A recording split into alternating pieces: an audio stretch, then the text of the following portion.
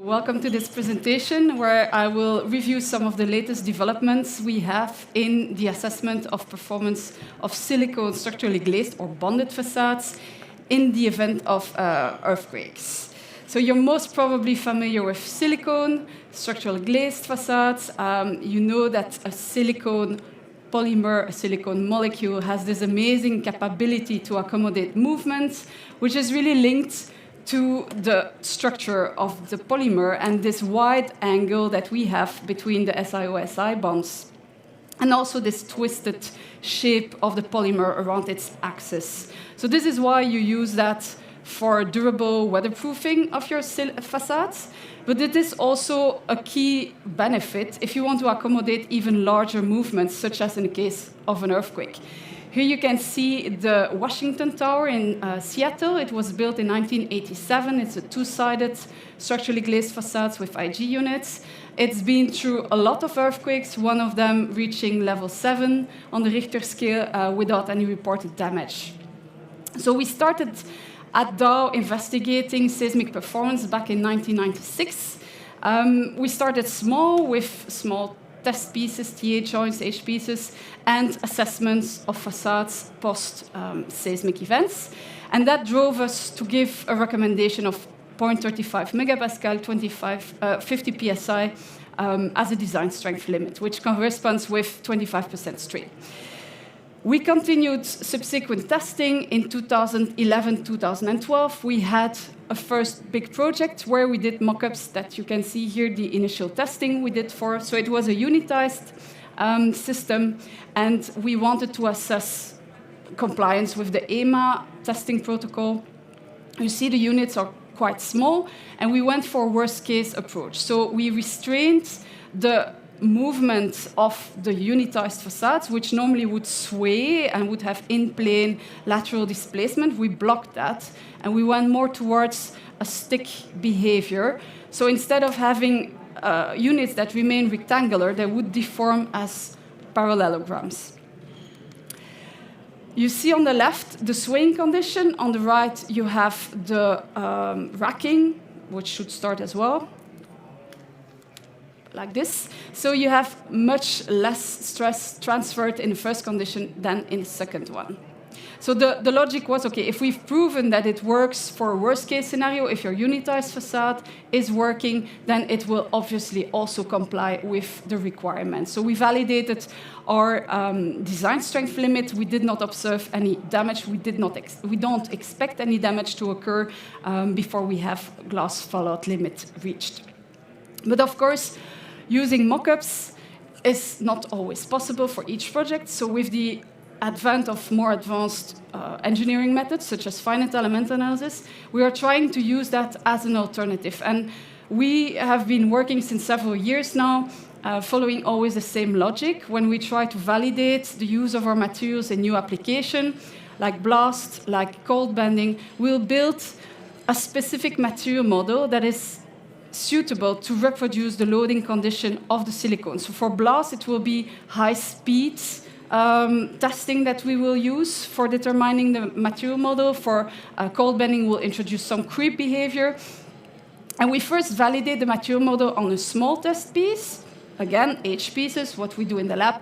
And we try then to validate it on a larger mock-up to be sure that we are able to reproduce experimental validation. So we recently published, end of last year, a paper at Facade Tectonics where we did this pre-validation using an old test report. It was kind of a special joint design in an L shape, but the parameters that we used for the FE peak principal strain did predict what we observed in the experimental testing. Of course, now the next step is to further understand the potential influence of other elements, such as the joint type, the silicone type, the joint details, the aspect ratio, but also the influence of the curtain wall properties, and especially better understand and predict failure to in the future be able to improve our design guidelines and go beyond maybe this 0.35 megapascal.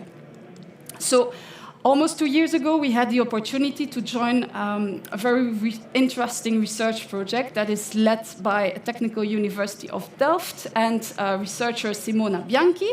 So it's a 2-year Marie Curie fellowship, so it's a postdoc, and it's called Safe Phase. So it's really focusing on looking at the performance of the facade in the event of earthquakes from a holistic perspective. So it's not only looking at compliance with different codes, but also performance levels, see that we maintain thermal performance, that we don't have serviceability issues, when do they occur. And it consisted of several experimental testing campaigns, which every time it led to improvements. So well, Simona mainly, evaluated different details for wet systems versus dry glaze systems, how to improve them, give the frame more movement capability. And it also included some numerical modeling. There were 2 master's students involved as well that evaluated how the details in the facade need to be assessed using Diana software and how they need to be introduced in the curtain wall. And so what I'm presenting here is really the last part, and it's very recent. We were testing not even 1 month ago. We finished testing 10 days back, and we are still deglazing the units. So we wanted to focus on that ultimate behavior because most of the testing standards don't really push you to the limit. You need to be compliant, but you don't really understand what is the driver then for failure. And that's what we want to understand so that we can put in some safety factor as well. So this was our initial test plan. We had the possibility to reuse, so that's very sustainable, mock-ups from previous projects. But of course, we had to deal with those specificities of the project. So we had 2 dimensions. One was a larger panel, about 4 meters tall, the other one a bit less, and a fixed width of 2.2 meters.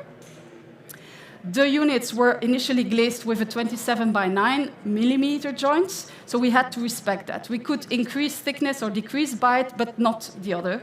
So we selected a few joints with different aspect ratios. The goal was really to see if we would indeed be able to further optimize by adapting the aspect ratio of the joint, the movement accommodation capability, as we have seen that this can drive the ultimate elongation at failure of a silicone in normal tensile molding.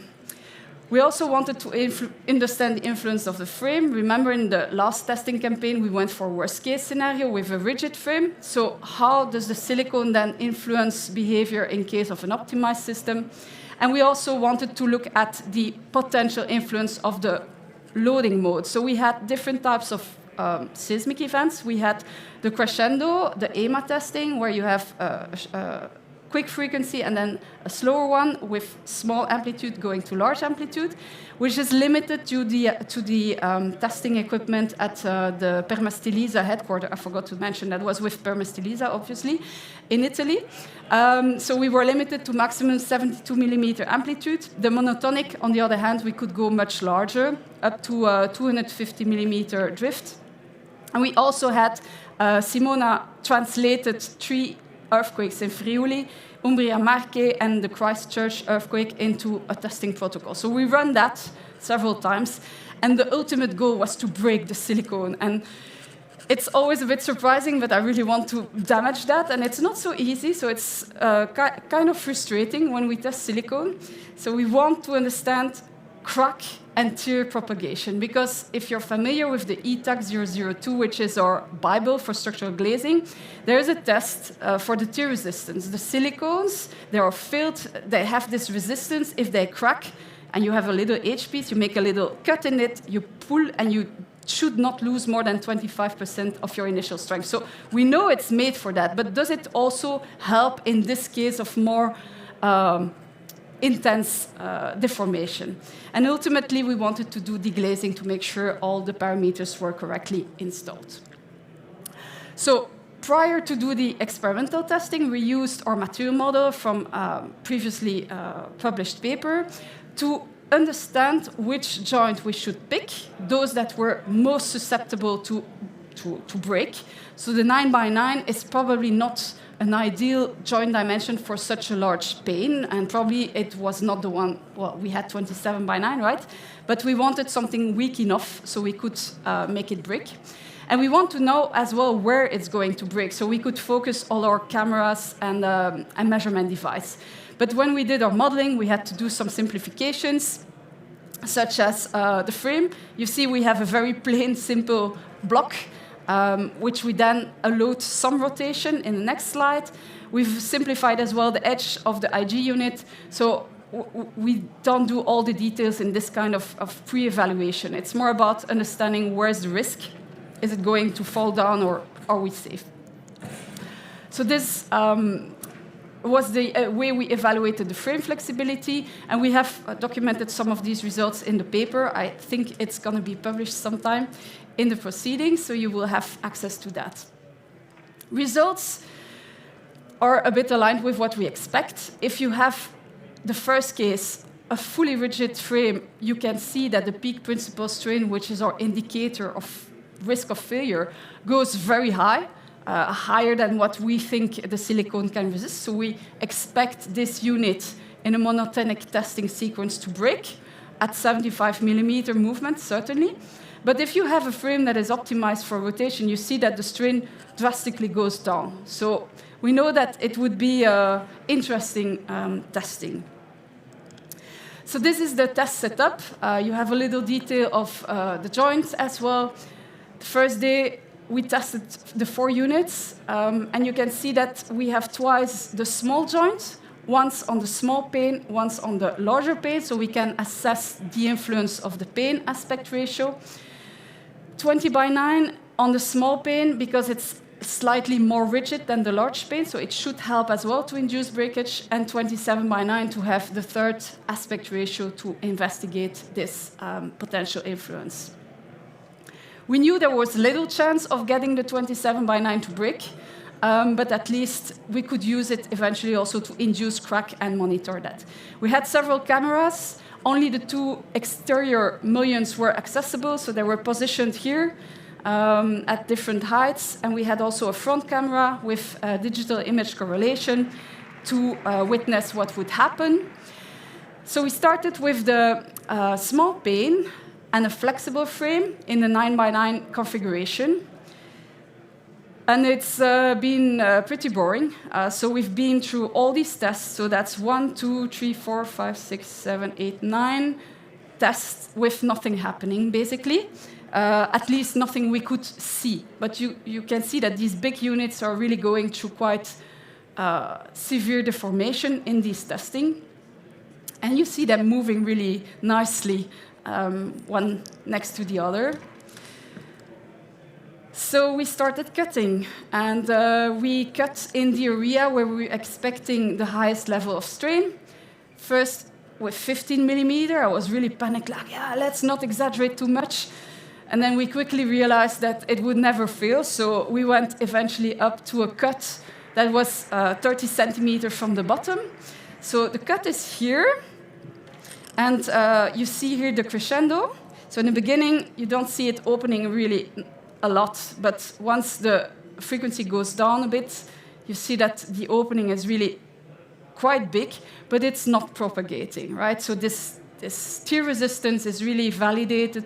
There was absolutely no failure under subsequent earthquakes. That could happen, right? If you have a damage, you typically have a week later, even 6 months later, some aftershocks. So you want to make sure that you don't have to secure quickly a damaged unit.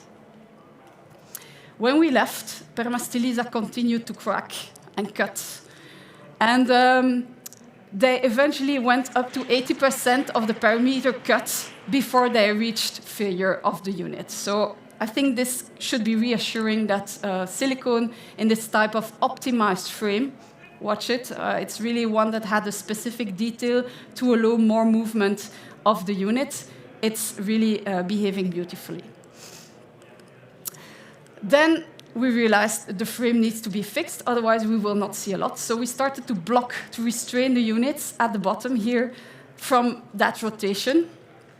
And then it became interesting. So the crescendo test of the 9 by 9 large pane The next unit did not fail until the maximum we could reach, the time history neither, but the monotonic was pretty impressive. So we observed a complete detachment in the bottom corner at around 130 millimeter drift. And after that, and I'm really just evaluating all the results we've received, we did deglaze so that we could check the other areas as well. And it's nice to see that you have two levels of breakage. You have a first level there, that's only 4 millimeter, typically 4 millimeter, and then the rest of the bite only cracks later. So that really gives you some extra safety. We also see that the pattern is very sharp edges of breakage. So this is something that we are going to try to reproduce with our FE, introduce more accuracy, and get to the same results to understand if our material model is good. Also tested the 20x9 small pane, so a bit more rigid, fixed frame again. And so again, especially in a monotonic test, initial damage, and then complete detachment later. And I have here a video, and it's on loop, so you can watch it.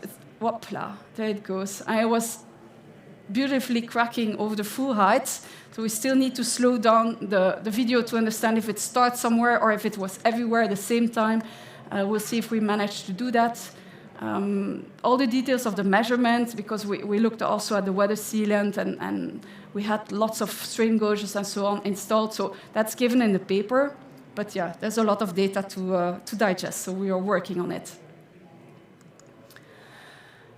So here further deglazing exercise. So you see again this breakage pattern only on a limited area of the joint. The rest remains in good shape actually and only breaks later on. And finally, we have the 27x9, where we also noticed initial superficial rupture. You see here as well this little piece, and then the rougher one afterwards when you continue to test. So to conclude, there's not a lot to conclude because we are still working on it, but we can see, as anticipated, the significant influence of the frame design on the silicone behavior during seismic events. Rigid frames obviously strain a lot on your silicone, and it's going to be dominating the failure. But if you have an optimized frame, such as Permasteelisa developed, your frame is eventually going to dominate the failure. And we had really permanent deformation. The crack always occurred at drift values that were way beyond what is imposed by the testing protocol, so like 5%. So we are safe. We really push the limits before we saw any failure, and it never results in a catastrophic failure of the unit. We don't know yet the influence of the strain rate, why sometimes it breaks in a monotonic or in a crescendo, the panel and the silicone dimensions aspect ratio, that's something to explore. So we are going to continue the analysis of the deglazing, refine our FE, and link it with our experimental results. So hopefully later on, next event, we can come back with a full analysis of different parameters and final recommendation on the joints. In parallel, Simona is also working on the more holistic presentation. There will be several presentations on her work as well, so you can certainly follow her. And to conclude, we were mid-May in Italy. I had my winter jacket. It was terrible weather, but we had quite good fun, and we broke the silicone, so we are very happy. Thank you for your attention.